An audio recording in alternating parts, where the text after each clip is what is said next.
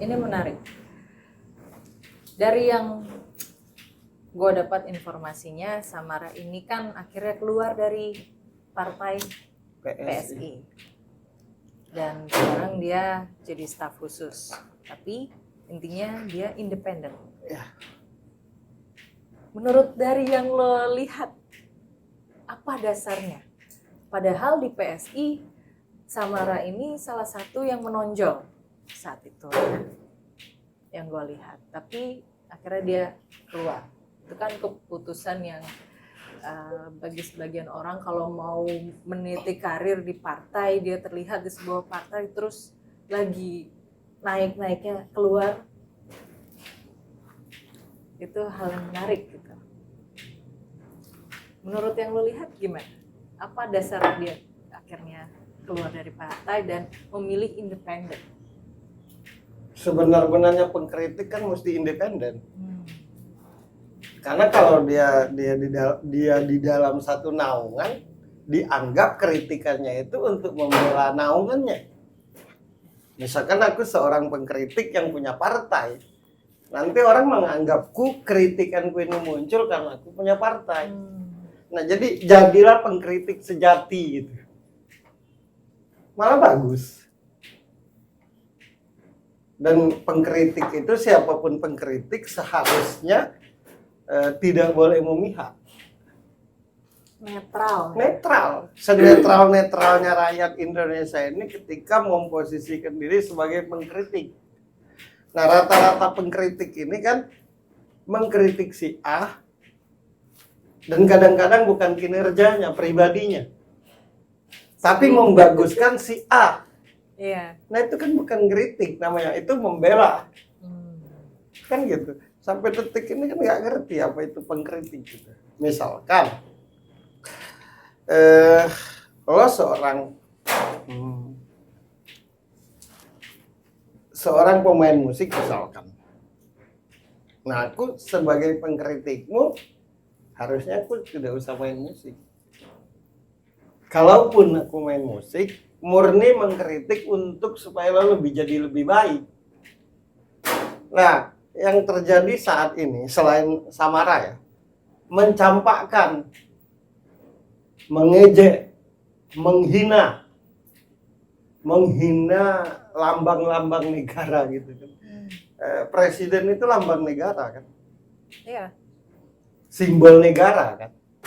Presiden simbol negara, menteri itu simbol negara. Nah, kadang-kadang seakan-akan tidak ada artinya simbol itu. Dengan sesuka perut, menyakitkan pula. Sampai dibilang bodoh, itu bukan mengkritik, mencampakkan. Sampai dibilang nggak ngerti apa-apa, itu bukan mengkritik, mencampakkan. Di depan banyak orang. Nah, pengkritik yang benar itu menurutku, kenapa aku tertarik dengan Samara, dia mengkritik dengan baik. Jadi siapapun yang dikritiknya jadi malah berpikir untuk tidak tersinggung untuk memperbaiki kinerjanya.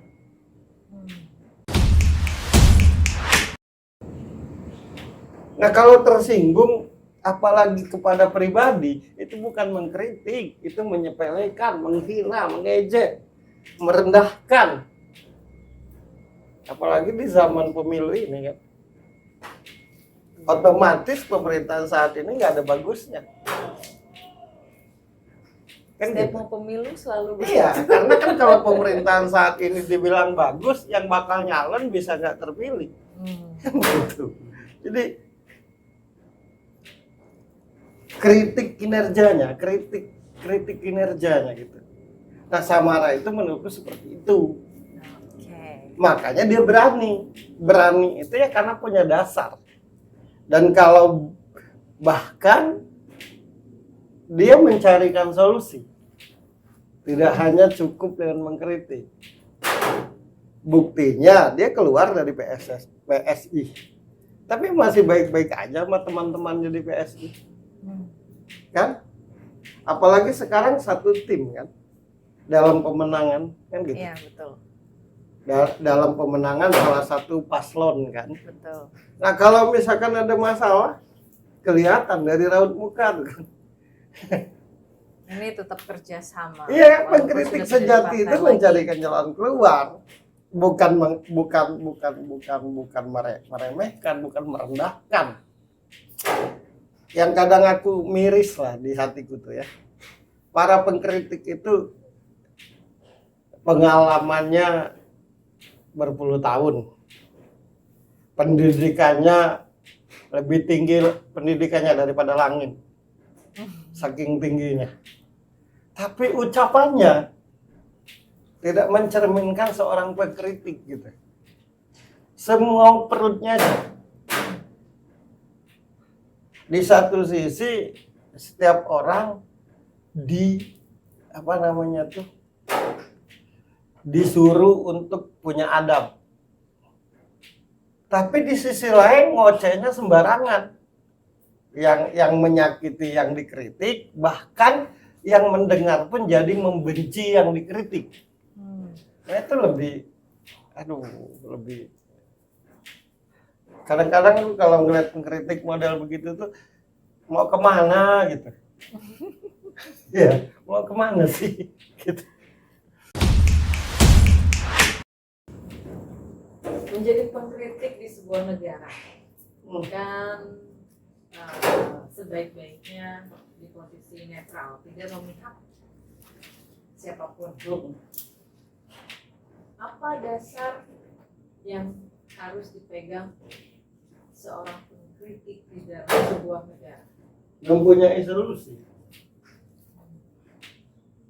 Aku tidak akan mengkritik kalau aku tidak punya solusi buatnya. Karena kalau aku tidak punya solusi, aku bukan mengkritik, mengejek, menghina, merendahkan, menyepelekan. Jadi mutlak adanya siapapun yang mau jadi pengkritik, dia harus punya solusi, punya jalan keluar. Didengar atau tidak nomor 2 solusinya, tapi punya alasan kenapa aku kritik. Nah Samara ini seperti itu menurutku, maka dia dengan lugas, tegas, santai berbicara. Salah satu pengkritik yang menurutku kalau ngejelasin itu nggak ngejelimet, langsung ngerti. Tegas. Dan dia itu, aku merasakan sekali tidak ada kebencian dengan yang dia kritik. Tidak ada kebencian atau dendam atau apa. Yang murni ngeritik kerja kinerja itu salahnya mana? Yang membahayakan itu karena ada kebencian. Pokoknya gini aja deh kesimpulannya. Siapapun pengkritik di sebuah negara yang akhirnya menyakiti personalnya, menyakiti hati keluarganya, menyakiti hati anak-anaknya, itu bukan pengkritik. Itu orang yang tidak puas dengan apa yang dia raih, untuk berbicara langsung itu mungkin nggak berani bertemu langsung kan, maka keluar dengan harapan ada yang. Tapi kalau yang keluar itu disamperin, beda lagi cerita. Oke.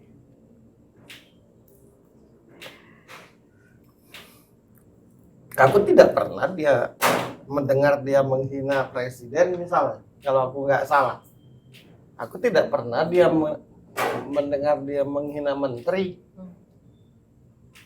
Orang yang berseberangan dengan dia sekalipun dia kritik, menurutku tidak menyakiti. Nah ini jangankan yang di luar pemerintahan, yang di dalam pemerintahan pun merendahkan. Maksudku di satu sisi bicara adab, satu sisi bicara agama, bicara etika, satu sisi bahkan bicara agama gitu. Tapi mulutnya kayak nggak ada rem gitu. Gimana sih? Apalagi sekarang, kayak misalkan mengkritik presiden, kayak nggak ada nilainya presiden. Selalu kayak dari presiden pertama sampai sekarang. Iya, Selalu. Dan itu rame ketika tiap-tiap mau pemilu. Habis pemilu dia ya berani itu karena rame-rame sih. Kalau 1 lawan 1 enggak juga itu.